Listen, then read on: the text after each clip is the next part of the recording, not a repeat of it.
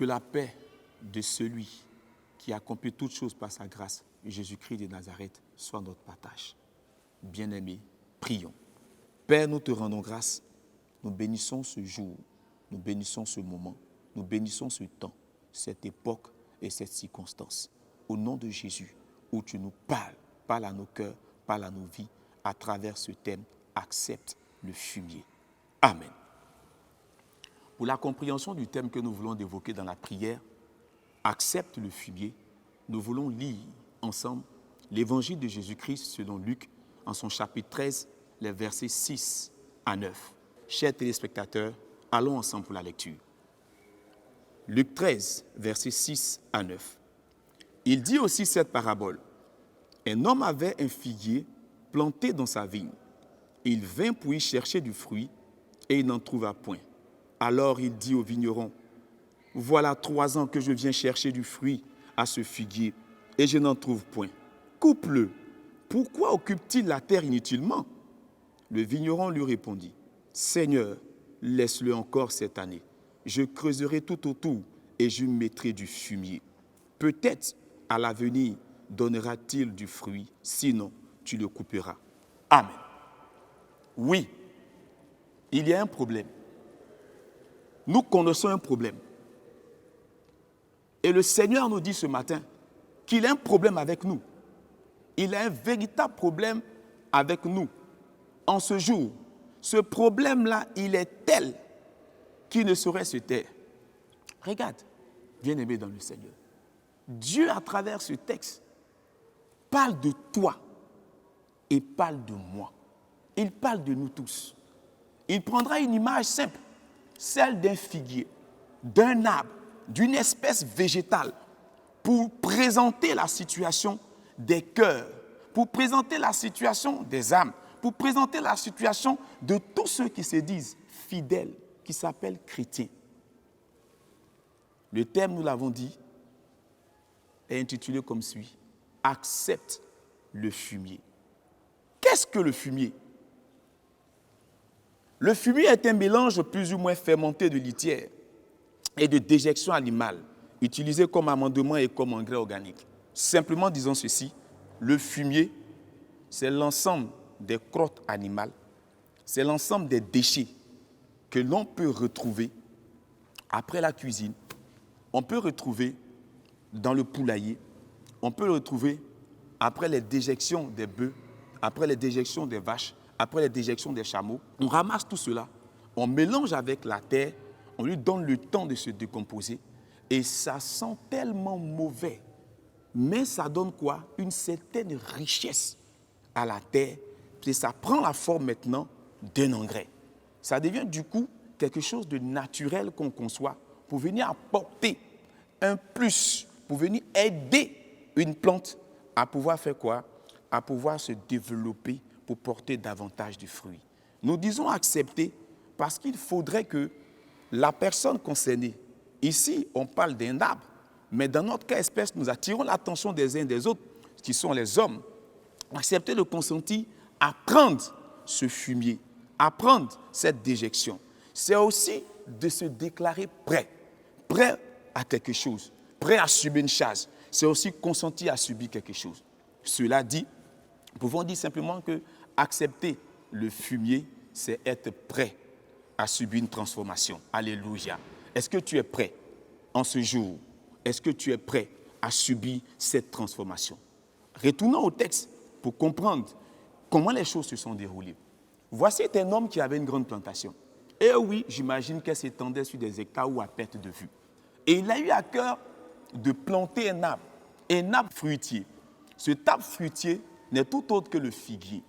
Et logiquement, un arbre, selon que nous le voyons en Genèse chapitre 1, à partir du verset 11, le Seigneur a donné à tout arbre de porter du fruit selon son espèce. Et cet homme se trouve heureux d'avoir dans sa plantation un figuier. Il aime les figues. Et ces figues-là doivent satisfaire son appétit. Ils doivent être heureux. S'il peut le prendre en hors d'œuvre comme en dessert. Mais il va se trouver qu'au moment où il devrait venir prendre des fruits, il va assister à un petit désordre qui ne saurait expliquer. Comment comprendre qu'après tant d'années de maturité, cet homme ne parvient pas à profiter, à bénéficier du fruit de son travail. Oui, le fait d'avoir planté, il a consacré, concédé un espace, une terre à une plante qui doit faire quoi? Produire des fruits pour satisfaire le propriétaire de la plantation. Une année passe, aucun fruit. La deuxième année, pas de fruits. La troisième, pas de fruits du tout. Il s'interroge en lui-même. Ce table est stérile. Ai-je eu tort de planter un figuier? Mais il est dans un espace où il y a des vignes. Les vignes produisent. On a du raisin. Il peut en vendre le fruit. Ou on vend le vin que produit ce fruit. Mais il ne comprend pas. Qu'est-ce qui explique que ce figuier, dans un environnement où il doit prospérer, n'arrive même pas à donner un fruit qui deviendra sec pour qu'on dise que la saison n'a pas été bonne? Le propriétaire de la vigne regarde et dit, il est temps que je passe à la vitesse supérieure. Puisque tu ne produis pas de fruits, je vais te couper parce que tu occupes inutilement la place. Tu occupes inutilement la terre. En Israël, tous nous savons que la question de la terre est très sacrée. Dieu va donner pour héritage à Abraham la terre. Et de génération en génération, cette terre sera transmise. Et aujourd'hui, nous voyons qu'elle a fait l'objet de tous les conflits. Et voici que ce monsieur donne une portion de terre qui est sacrée à une espèce végétale qui refuse de se comporter comme Dieu l'a voulu. En désobéissance à la parole de Dieu, lui, en réponse à cette désobéissance, il décide de faire quoi? De couper, d'abattre ce table et de le jeter. Parce qu'il ne porte pas du fruit. Il en est ainsi de la vie de tout un chacun, de la vie du fidèle que tu es, de la vie du fidèle que je suis, de la vie des hommes et des femmes que vous êtes. Celui qui ne porte pas du fruit, logiquement, doit être abattu. Parlons des arbres. Mais voici la réaction de celui qui travaille dans la plantation, le vigneron. Il dit ceci, laisse-le encore cette année. Je creuserai tout autour et je mettrai du fumier. Bien-aimés dans le Seigneur, téléspectateurs, voici le problème. Nous ne portons pas de fruits. Voici combien d'années tu as reçu la sémence de Dieu en toi. Voici combien d'années tu as reçu l'évangile de Jésus-Christ. On t'a évangélisé, on t'a affermi, on t'accompagne, on te nourrit tous les dimanches à la mamelle des Saintes Écritures. Tu as pris le lait, tu es parvenu à dire que maintenant tu en as de manger le solide. Et toute cette alimentation, pour qu'on puisse avoir de toi demain des résultats, on n'obtient rien. Aucune âme gagnée à Christ. Tu n'arrives même pas à prier pour un malade. Tu n'es même pas capable de sacrifier le pain que tu as pour le prochain qui est à côté. Tu n'es à même de te souvenir des jours de fête. Tu refuses même de serrer la main à celui qui est à côté de toi. Aujourd'hui, avec cette pandémie, tu diras certainement que ce sont des mesures barrières. Mais c'est une façon de te dire que tu ne te préoccupes pas de celui qui est à côté de ton prochain. Face à cette réalité, que veux-tu que fasse le Seigneur? La seule chose qu'il va faire, quand il nous regarde, c'est de simplement emmener sa machette. Il a dit, la cognée était déjà mise à la racine de toute arbre. Et toute arbre qui ne porte pas de fruits sera abattu. Porter des fruits est indispensable. Porter des fruits est le signe que notre foi est bien et bien fondée, assise sur Jésus-Christ de Nazareth. Ne pas porter du fruit, c'est dire que nous trichons. Celui qui ne porte pas de fruits est un tricheur. Oui, nous sommes des tricheurs, nous qui ne portons pas de fruits. Nous nous contentons d'être dans un environnement, nous nous contentons de meubler le vide, nous nous contentons d'occuper les bancs, nous nous contentons de gonfler la foule. On ne veut plus de personnes pour gonfler l'effectif dans nos communautés. Nous voulons des hommes et des femmes qui portent des fruits dignes de repentance. Regardez ce arbre. Un arbre qui est entretenu avec tous les soins de ce vigneron et qui ne porte aucun fruit. Que pensons-nous de l'attitude du Saint-Esprit quand il regarde que dans le corps dans lequel il est, il n'y a aucun soin, on ne l'entretient pas, on ne lui donne rien, on ne lui sait rien. La seule chose que nous savons faire, c'est de nous plaindre. Ce arbre, certainement, s'est plaint de la sécheresse. Il s'est plaint des forts vents. Il s'est plaint de la pluie qui s'abattait contre lui. Ce tape certainement a demandé qu'autour on dégage tout ce qui était là. Est-ce qu'il n'en est pas ainsi de vous et de moi? Combien de fois n'étais-tu pas plaint? Aujourd'hui, le Seigneur nous interroge. Le temps du bilan est arrivé. Le Seigneur Jésus revient. Le Seigneur Jésus est là. L'évangile vient pour nous éprouver. L'évangile vient pour juger. Qu'as-tu fait des talents, du don, du charisme, de l'appel qui est sur ta vie?